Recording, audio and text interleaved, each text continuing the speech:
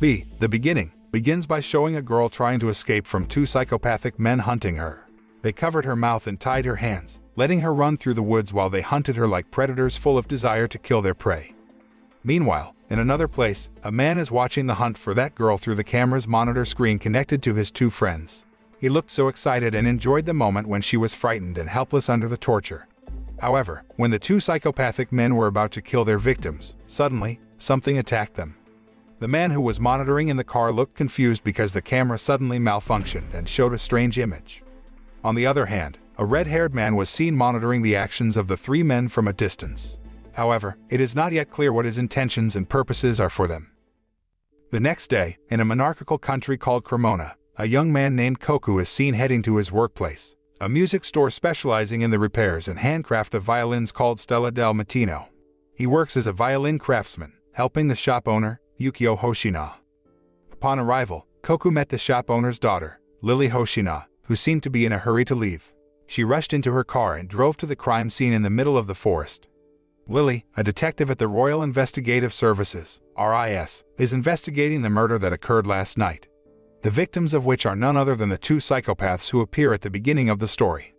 With her leader, a male inspector named Boris Mayer, she conducted an investigation and found a mark of killer bee carved into the tree. After staring at it and thinking for a while, Lily hears some nearby cops telling a mysterious man to leave the crime scene. She then turns her attention to him and tries to tell him to leave. However, he continues staring at the black feathers on the ground. Shortly afterward, Boris comes up and happily greets someone named Keith Kazama Flick, but addressing him as Genie. Later, at RIS headquarters, everyone seems surprised by the return of Keith Kazama Flick, one of the most reliable detectives in RIS who retired several years ago after the death of his sister, who was brutally murdered. That day, Keith was called out of retirement to help the RIS Criminal Investigation Force track down the serial murderer, Killer Bee. The RIS Investigation Force has managed to get information about the two psychopathic men who were killed last night and are looking for a man named Julian Krause, their colleague who disappeared after the incident. In addition, Lily and her team are also investigating Killer Bee, the serial murderer who is killing other criminals while leaving a mark that looks like bee and some slashes next to it. Meanwhile, in an abandoned hut deep in the forest, Julian Krause, who was hiding, looks furious when he finds out that his two friends were killed by a mysterious figure named Killer Bee.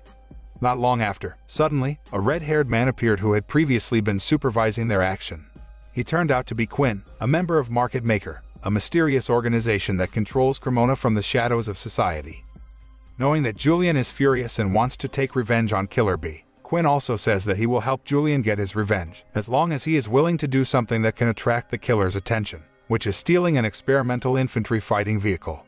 Without thinking, Julian immediately agreed to it. The next day, Quinn and Julian infiltrated the IFV transport on the Aqua line, then used its cannon to shoot their way out of the transport from inside. After a spectacularly violent shooting spree, Quinn activated the IFV stealth capabilities to lose the police pursuit as he drove into a tunnel. On the other side, Keith is seen meeting his old friend, Gilbert Ross, the head forensics coroner at the Royal Investigative Service. Gilbert then brought up the case of the murder of Keith's sister, Erica, and asked if he had managed to find out who had killed her. Keith stated that he had obtained important clues regarding the person who had killed his sister but still had a few things to confirm before catching the person.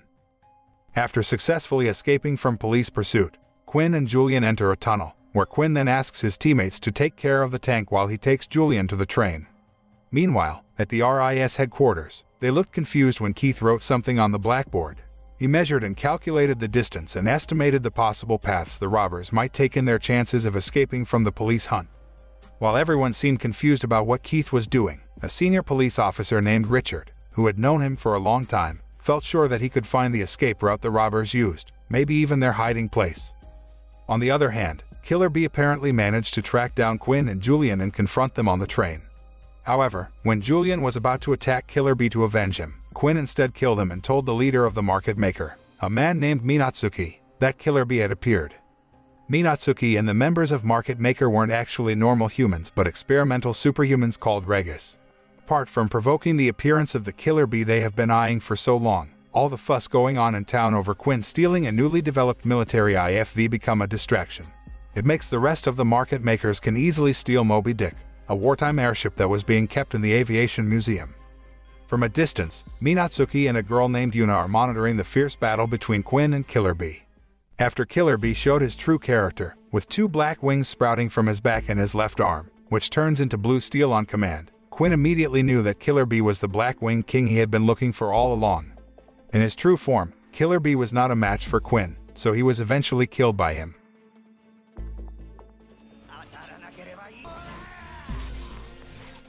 On the other hand, Lily and Boris rushed to the location Keith pointed out and managed to find the IFV that had been left alone.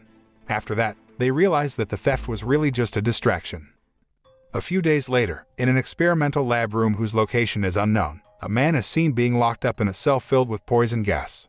He finally died in a horrific situation, and the incident was witnessed firsthand by a member of the market maker named Izanami.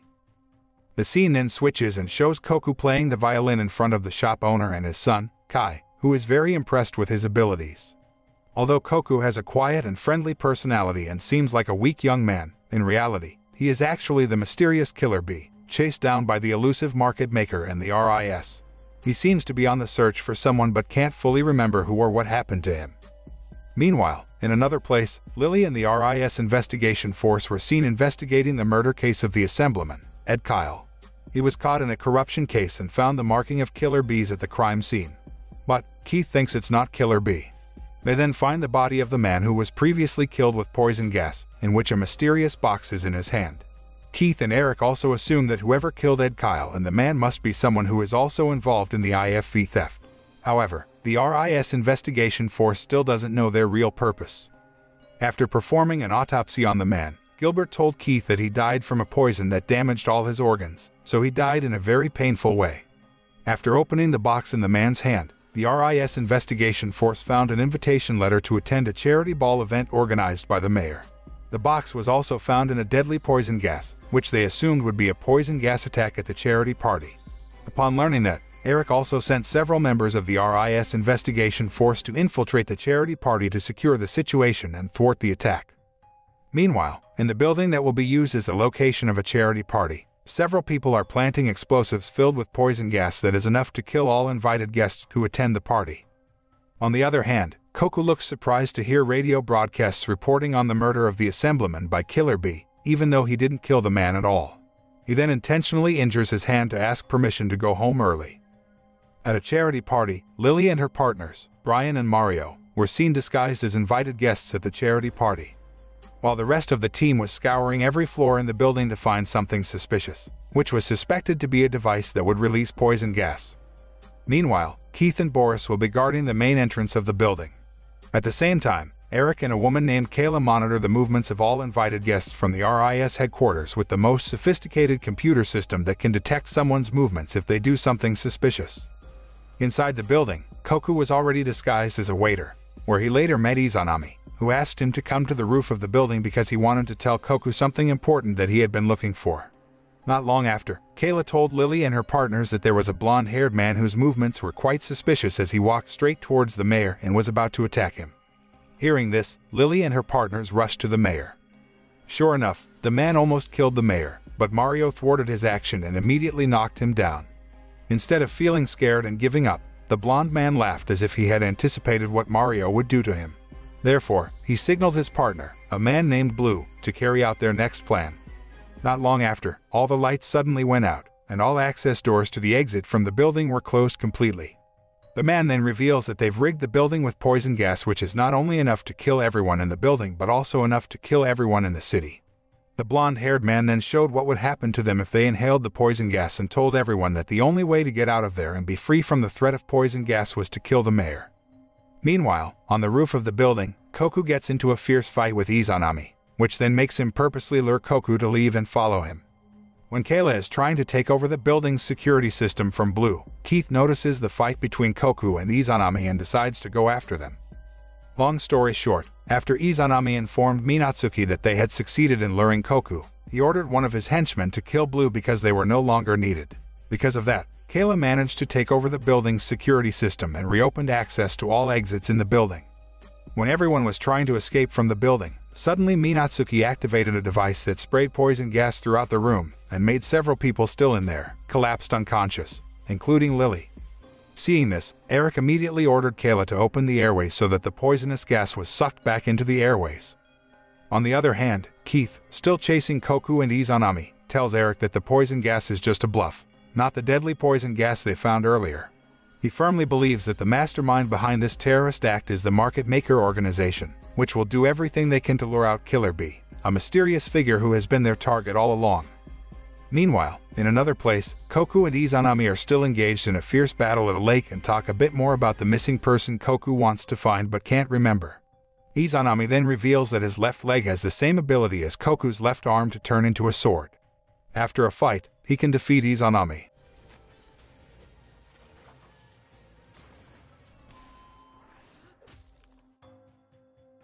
Izanami then requests Koku to take his leg as it will be useful to him in the future and to touch Canopus. When Keith and Boris arrive at the lake, Koku and Izanami's bodies can no longer be found. Back to the location of the charity party, which had been secured by the police, medical officers were immediately dispatched to help the victims of the poison gas who fainted, including Lily. While combing the underground area, the police found the two skinned bodies of the alleged perpetrators and a mysterious wooden box containing the actual deadly poison gas. The next day, Keith woke up from a nightmare about the death of his beloved sister, who was brutally murdered several years ago, which still haunts him because, to this day, he hasn't caught the real killer yet. After going to the library and shopping for groceries, Keith then returned to his apartment, where he was surprised by the presence of Lily, who was already at his apartment door. He immediately shooed her away, but she forced her way in to talk about the mysterious Killer B, the serial murderer who only targets criminals as his victims. But then, Lily and Keith get involved in a small incident that causes Boris, who is also about to visit Keith's apartment, to be misunderstood and think that he had done something indecent to her. Boris then broke down the door to Keith's apartment, intending to save Lily, but it turned out to be all a misunderstanding. Not long after, Kayla also came there, followed by Mario and Eric, then had a party at Keith's apartment at Boris' invitation. When Keith was alone on the balcony for a breath of fresh air, Boris then approached him. Boris mentioned how similar Lily was to Erica, Keith's beloved sister, where he had realized from the start that Keith was deliberately keeping his distance from Lily because she was very similar to the woman he loved so much. However, Keith denied that Lily was similar to his sister because, according to him, Lily was a careless girl and often endangered herself. After that, Boris contacted Brian because he had not yet arrived at Keith's apartment.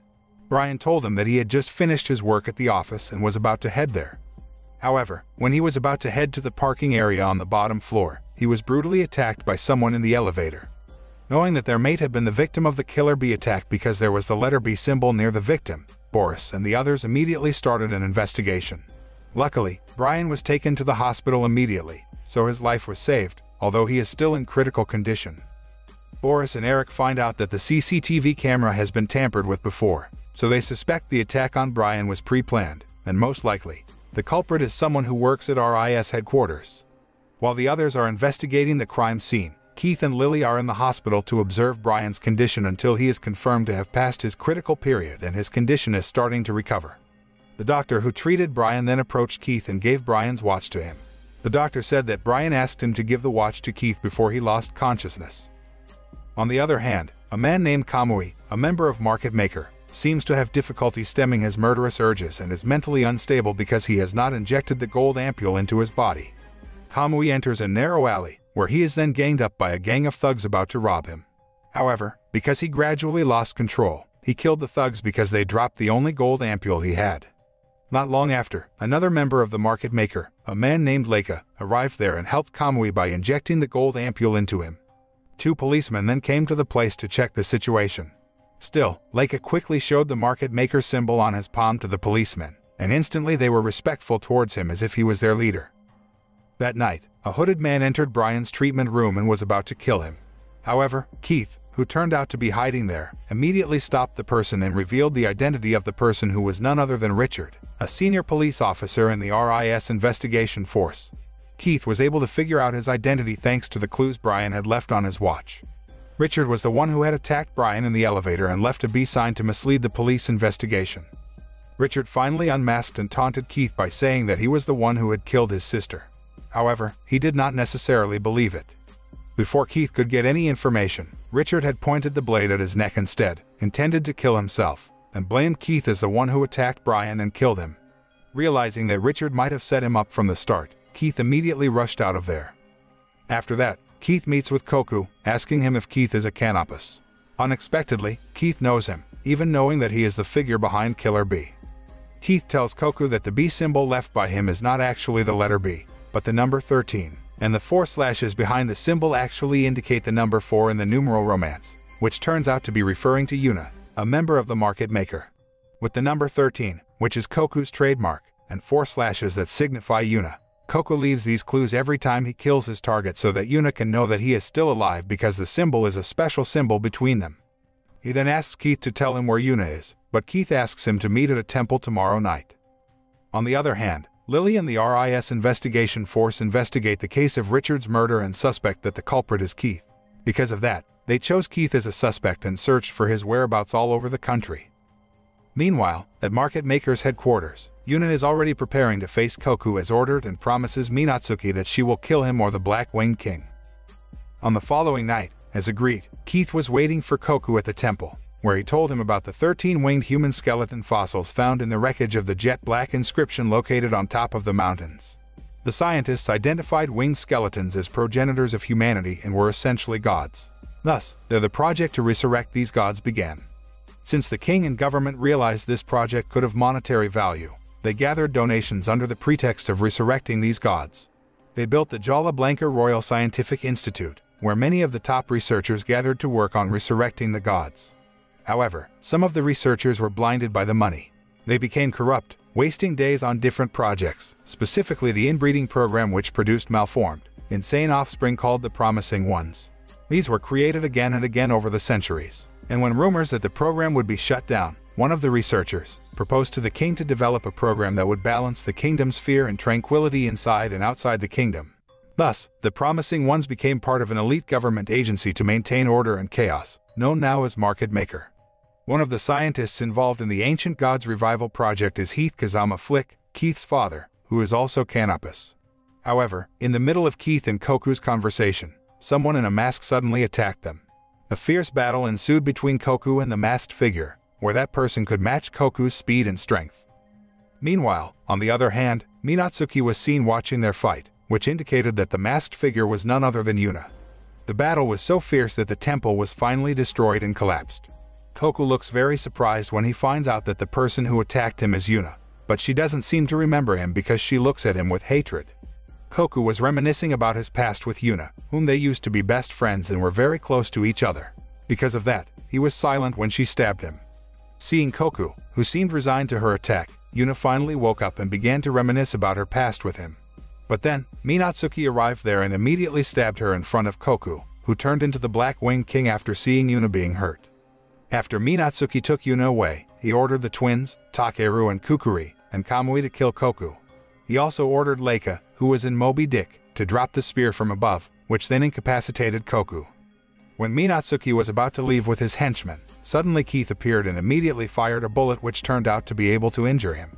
So far, Minatsuki and the Market Maker members are known to be immune to bullets. They managed to escape while Keith rushed to help Koku. The scene then switches to the past, where Keith's father, Heath, is still a genetic researcher at the Jala Blanca Royal Scientific Research Institute. Heath acts like a father to them. During one incident, he encouraged a depressed Koku about being weak, saying that there are other forms of strength besides power and that he'll understand one day. Not wanting to make Koku his weapons, Heath took over as caretaker for him and taught him how to properly use his powers. Besides Heath caring for him like a father, Koku also has Yuna as his best friend.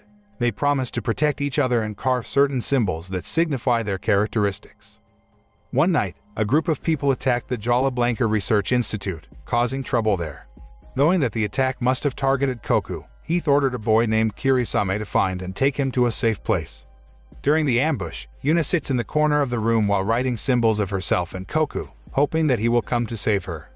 Not long after, Minatsuki came up to Yuna, saying that Koku was waiting for her somewhere. He told her to hurry away from there. Meanwhile, Izanami seemed to be waiting for them by the door while observing them. When the chaos had spread to almost the entire Jala Blanca Research Institute, Koku and Kirisame managed to escape into the middle of the forest to escape the chaos. But in the middle of the run, Koku was worried about Yuna and occasionally looked at the burning building. Meanwhile, inside the building, Heath meets with Minatsuki and Izanami and tells them to get out of there immediately. But then, a group of armed men calling themselves the market makers confronts them, where their purpose of coming there is to take Minatsuki, whose existence could stabilize the Regas. While Heath getting the children to a safer place, Minatsuki surprises him by literally stabbing him in the back, causing him to collapse. Minatsuki claims he won't be treated as Koku's spare parts, and demands Koku's location, even when Heath begs him not to be conned by the market maker leader. In another place, Koku and Kirisame finally arrive at their hideout in the middle of the forest.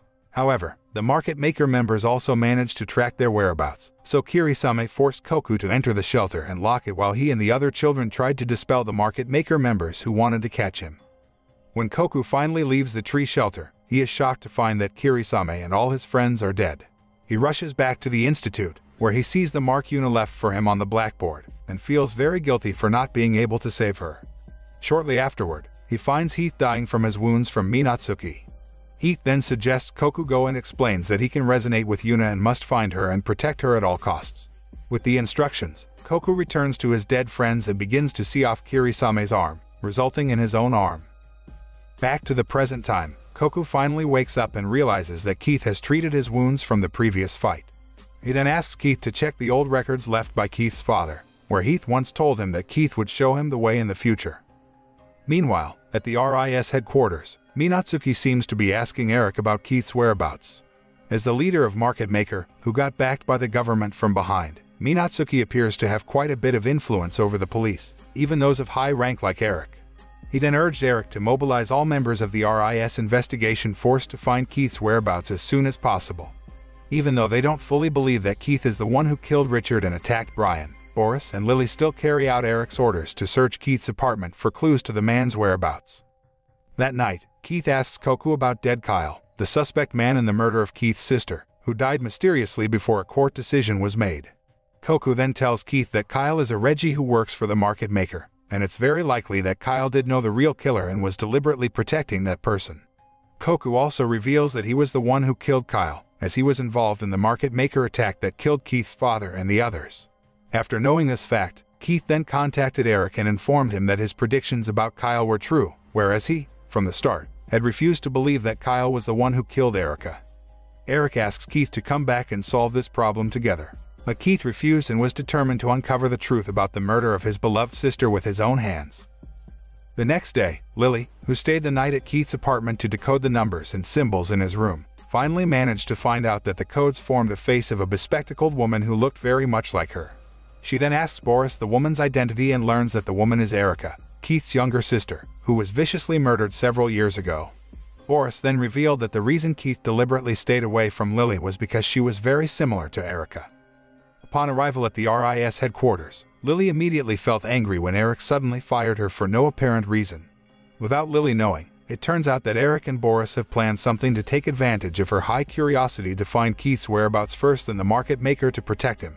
Boris has planted a tracker on Lily, so Kayla can know her movements anytime and anywhere. Having a pretty good memory and a fairly sensitive sense of taste, Lily finally knows the location of Keith's existence in a small town that is famous for having dishes with a very distinctive taste.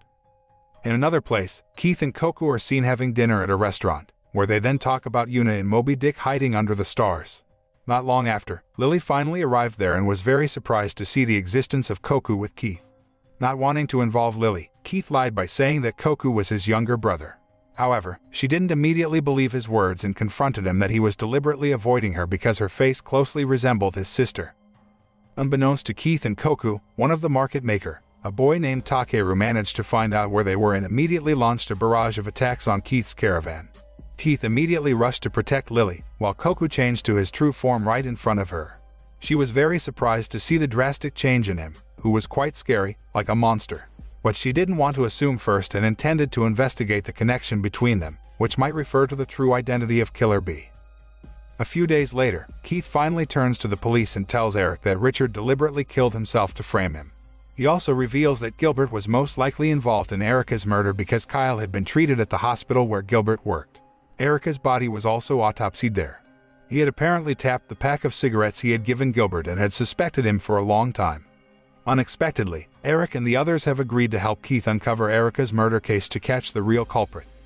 Knowing that Gilbert still remembers Erica to this day, Lily offers to bait herself to him by dressing like Erica. She wears glasses and has a star-shaped birthmark on his back. Lily then met Gilbert in his office and tried to get his attention by showing his fake tattoo. Her efforts could be said to be quite successful because he seemed interested in her, who was very similar to Erica.